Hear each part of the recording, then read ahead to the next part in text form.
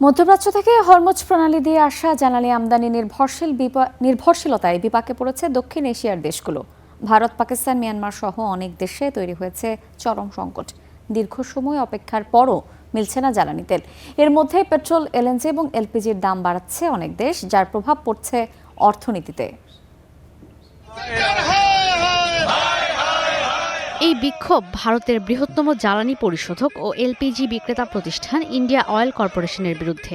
ইরানে হামলাকে কেন্দ্র করে মধ্যপ্রাচ্য থেকে এলপিজি আমদানি ব্যাহত হচ্ছে। এলপিজির দাম বাড়িয়ে দিয়েছে প্রতিষ্ঠানটি। 14 কেজি সিলিন্ডারের দাম বেড়েছে 7%। জ্বালানি সংকটে ব্যাহত হচ্ছে হোটেল রেস্টুরেন্টগুলোর কার্যক্রম। 115 रुपए की बढ़ोतरी की है। সিলিন্ডার কিনতে এসে দেখি দাম বেড়ে গেছে। একবারে 115 রুপি বাড়িয়ে দিল। সরকারকে বলছি, সাধারণ মানুষের বিষয়টা ভাবুন। জ্বালানি সংকটে পাকিস্তানে 20% দাম বাড়ানো হয়েছে পেট্রোল আর ডিজেলের, কিন্তু করাচি, লাহোরের মতো বড় শহরে লাইনে দাঁড়িয়েও পেট্রোল কিনতে পারছেন না স্থানীয়রা।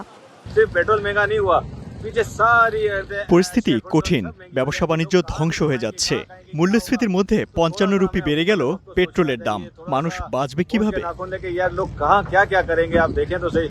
একই পরিস্থিতি মিয়ানমারেও। সংকটে ব্যক্তিগত গাড়ির জন্য রেশনিং ব্যবস্থা চালু করেছে দেশটি। এরপরও 3 দিন ধরে গ্যাস স্টেশনে লম্বা লাইনে দাঁড়িয়ে পেট্রোল নিতে হয়েছে সাধারণ মানুষকে।